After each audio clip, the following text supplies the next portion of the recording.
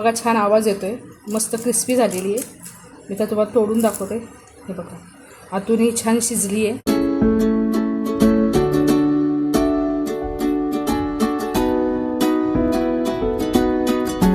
नमस्कार, मी मनीषा आणि आपण आता आहोत मनीषाज किचनमध्ये। आज मी दाखवते आहे हरभऱ्याच्या डाळीची भजी। तर त्यासाठी लागणारं साहित्य आहे, इथे मी 2 वाटी हरभऱ्याची डाळ भिजत घातली होती, त्याच्यामध्ये पाव वाटी मुगाची डाळ घातली आहे, लसूण, हिरवी मिरची, कोथिंबीर, जिरं, हिंग आणि मीठ। तर आता आपण हरभऱ्याची डाळ आणि लसूण हिरवी मिरची मिक्सरला आबडधोबड वाटून घेऊयात। आपण ही हरभऱ्याची डाळ मिक्सरमध्ये जाड वाटून घेतली आहे, हिरवी मिरची आणि लसूण टाकून। ह्यात पाणी जास्त घालायचं नाही आहे, अगदी 1 चमचा पाणी घालून बारीक करायचं आहे। आता ह्याच्यामध्ये आपण घालूया जिरं, हिंग, मुगाची डाळ घातल्यामुळे ह्याला बाइंडिंग चांगलं येतं, त्याच्यामुळे मुगाची डाळ घालायची। कोथिंबीर घालू, थोडी जास्तच घालूयात। 1 वाटी कोथिंबीर घेतली आहे आणि चवीनुसार मीठ। तर हे एक सगळं व्यवस्थित कालवून घ्यायचं आहे, आपण भजी जशी करतो तसं कालवून घ्यायचं आहे।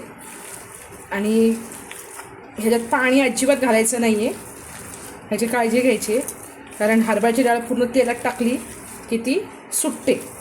त्याच्यामुळे आपण मुगाची डाळ घातलेली आहे, त्याच्यामुळे मुगाच्या डाळीमुळे बाइंडिंग व्यवस्थित आलं आहे।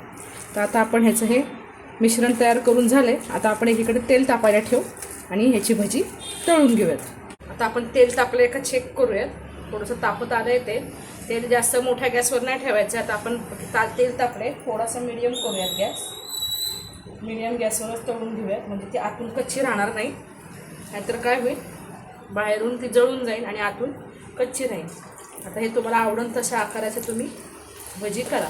ह्याच्यात तुम्हाला हवा असेल ना तर एखादा बारीक चिरून कांदा जरी टाकलात ना तरी पण चालेल, तरी पण चांगलं लागतं। मला आवडत नाही म्हणून मी काय घातलेलं नाही आहे। अशा प्रकारे आपल्याला ही भजी गोल्डन ब्राऊन रंगावरती तळून घ्यायची। अर्धा मिनिट झाला आहे, आता बघायला रंग येत आला आहे। मीडियम गॅसवरच ठेवलं आहे मी, जास्त मोठा गॅस केलेला नाही आहे, नाहीतर ते आतून कच्ची राहील आणि मग ती खायला चांगली लागणार नाही। मीडियम गॅसवर तळलं म्हणजे आतूनही थोडीशी कुरकुरीत होते आणि बाहेरूनही छान क्रिस्पी लागते। आता ही भजी तळत आलेली आहे, 1 मिनिट लागतो फक्त ही भजी तळायला, जास्त वेळ लागत नाही। आता आपण ही पेपरवरती काढून घेऊ। तुम्ही तुम्हाला हवा तसा आकार छोटा मोठा करू शकता, बारीक हवे असते बारीक करा, मोठे हवे असेल तर मोठे करा। तुम्हाला ह्यात मिरची वाटून नको असेल तर तुम्ही बारीक चिरून टाकलीत तरी पण चालेल, तिखट तुम्ही तुमच्या सोयीनुसार घ्या।